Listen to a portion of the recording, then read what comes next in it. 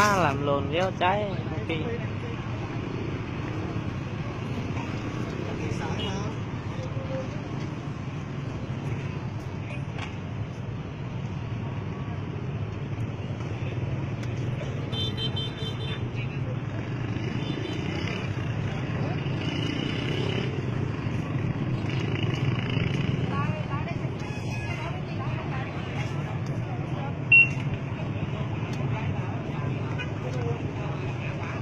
Ở đâu á? Ở đâu á?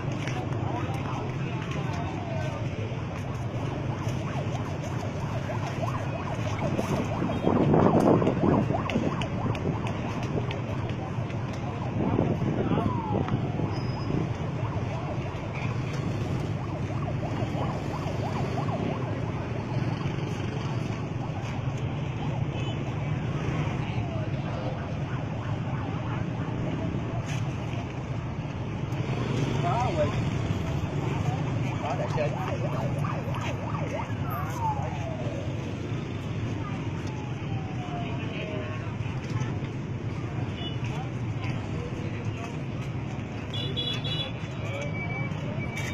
Có cái gì? Hết hai giờ.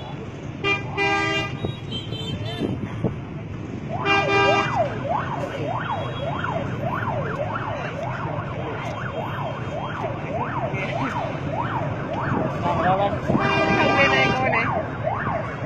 Má làm cái không này nối sợi, nếu nối được nối cả buổi chiều luôn. Anh hả? Học cả buổi chiều luôn. Sợ con là sợ không? Thì con Từ từ với nấu chị. Cứ từ từ đừng nôn. Em mới vào đâu nấu được. Không nấu chưa? giờ nối được chưa? Nấu rồi. Cho ra chắc Không. 2-3 bữa nữa luôn. Đi ca. Không mấy ngày.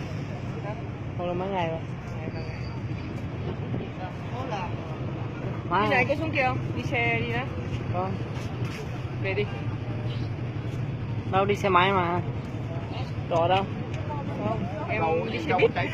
Mà đi bộ lên coi. Chỗ đâu? Con này hình như là đi đây mà. Vải cao su đó trong cái đó. Nằm ở xưởng mấy? Số 1. Này có giải cứu. Này cái chảy cứu. Không có ngoại, khi cái ngoại chưa xong cái đang làm. Địt mẹ bơm bây giờ rồi. Đã hàn đâu, chưa hàn nổi.